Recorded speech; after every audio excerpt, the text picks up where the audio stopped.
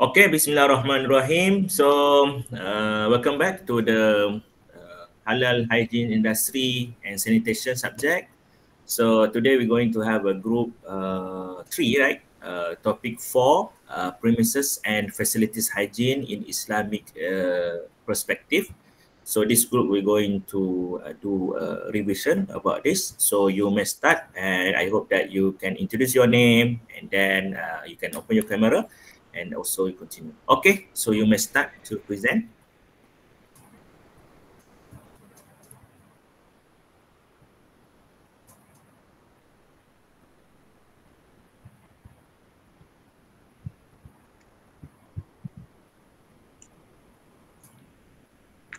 Okay, Assalamualaikum warahmatullahi wabarakatuh. We are from Group 3. My name is Nurshida binti Muhammad Najib. Today we are going to present about last topic that we learned last week, which is premise and facility hygiene in Islamic perspective. First of all, introduction. The hygiene of premise and facility is a key factor in ensuring food safety and quality, especially in upholding the principle of halal and tayyiban as outlined in Islam. Islam not only focus on the permissibility of food source, but also place strong emphasis on hygiene and safety throughout the entire food supply chain, from processing to storage and distribute to consumer. In Islamic perspective, cleanliness is regarded as part of it. Therefore, maintaining the hygiene of premise, equipment, machinery, and food facility must be carried out responsibly and ethically. This is crucial to prevent contamination, reduce the risk of disease transmission, and ensure the food produced is truly safety, clean, and suitable for consumption. For this, for this chapter, we will learn about key elements of food premise and facility hygiene from Islamic viewpoint, including the management of equipment and utensils, contamination prevention, pest control, and the process of food handling such as processing, packaging, transportation, and storage. Next, we are going to pass to the next presenter.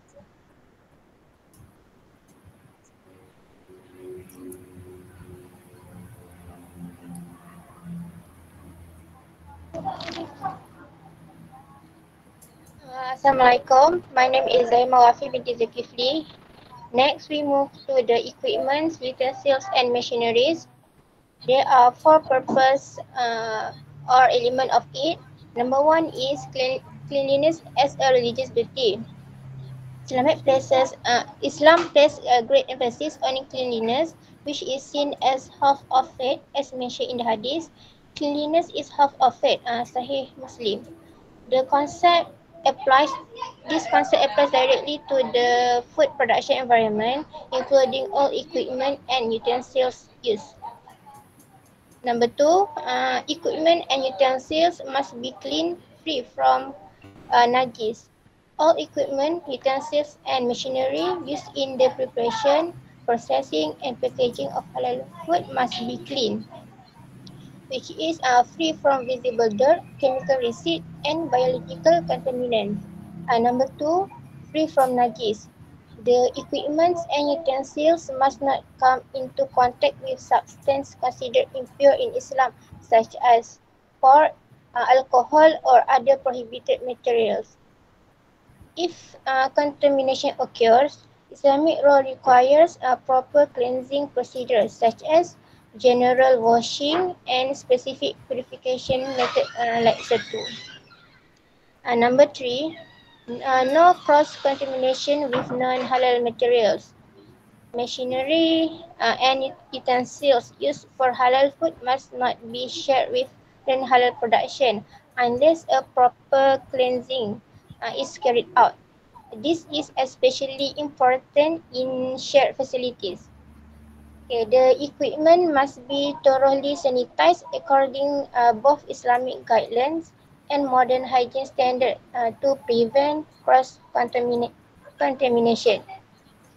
Number 4, maintenance and sanitation procedures. Regular maintenance and cleaning schedules must be enforced. The equipment should be disassembled where necessary for deep cleaning. Then use of halal compliant cleaning agents and avoid chemicals containing haram ingredients. Okay, next.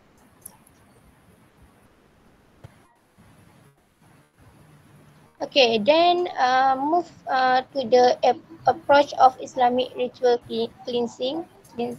Okay, first sama and second sertu.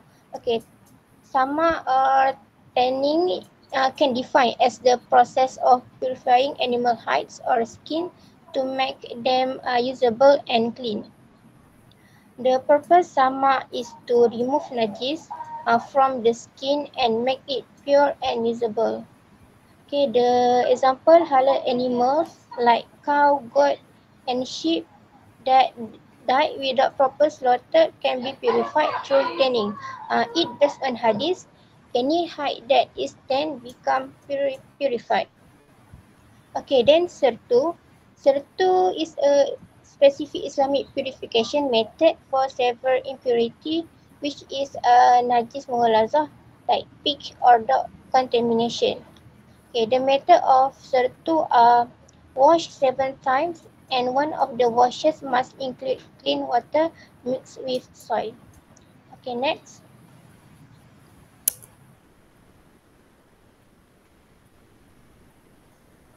Okay, then cleaning procedures of equipment.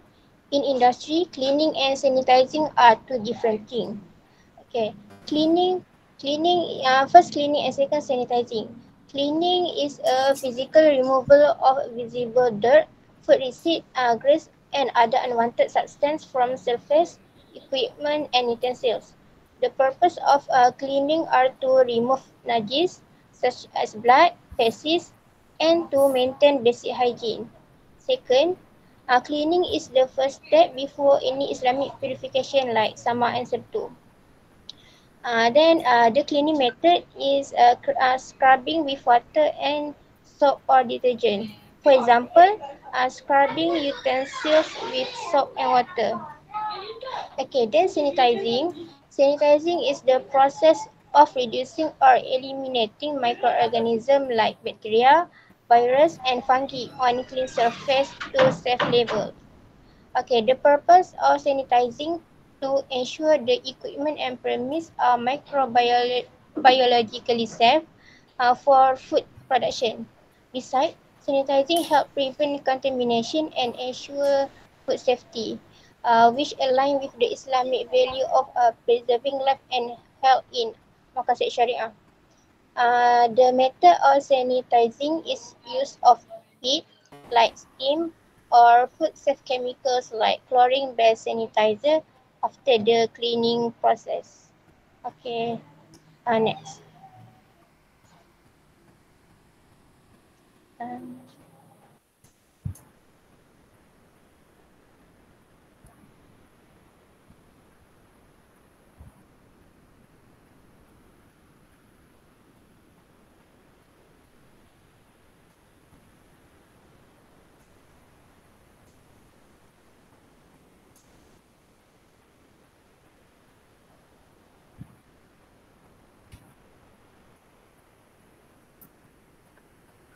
Okay, who's next?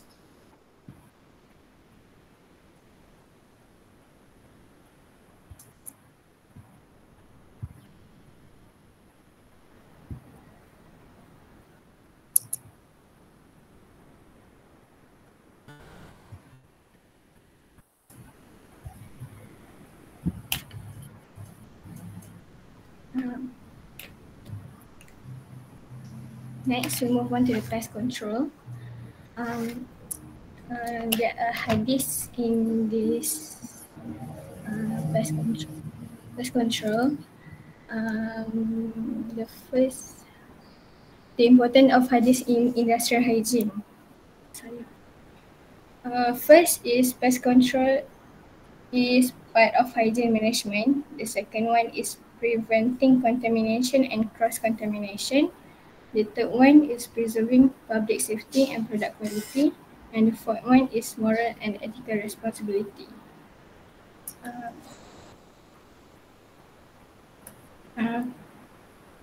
Common pests is rat, cockroach, pigeon, and flies. The rat damage that caused to a factory or manufacturing is contamination of product, spread disease, physical damage, and reputation damage. While the cockroach is contamination, allergic reaction, and food safety violation.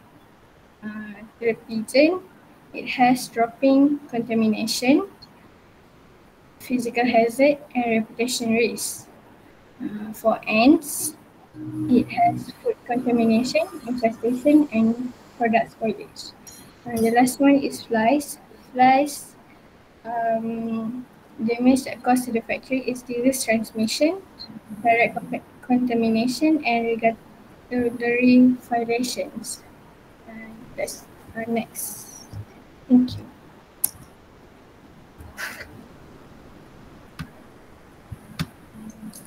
Okay, and the last one, processing, packaging, transportation and storage in Islamic hygiene perspective.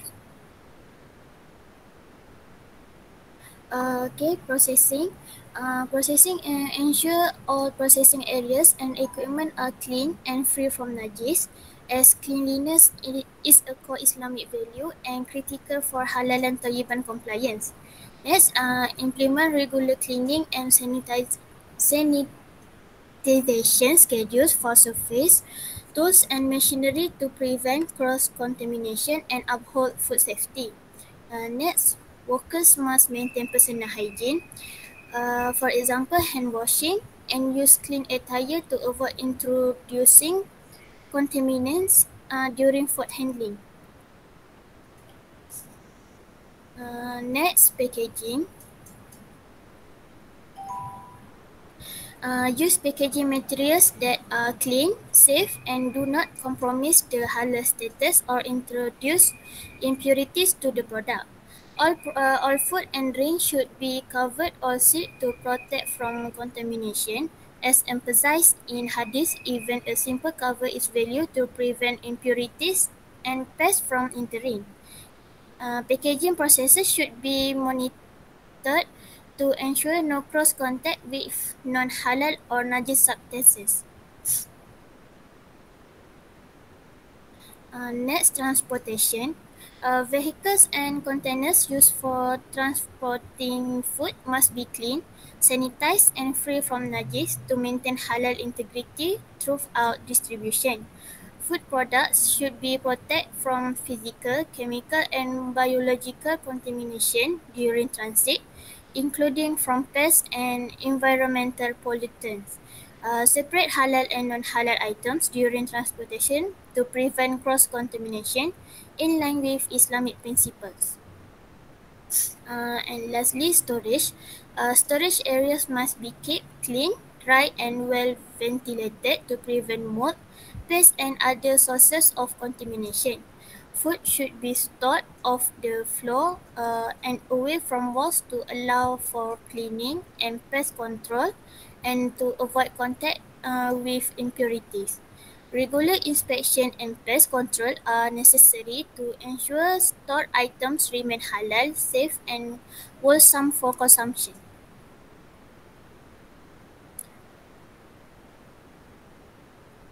Okay, that's all.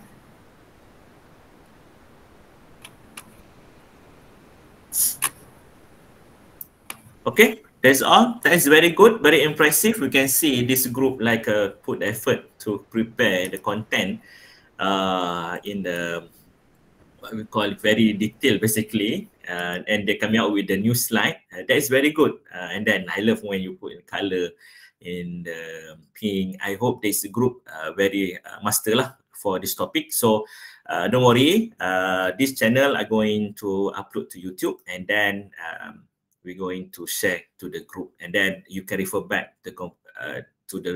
for your revision lah, basically. Okay.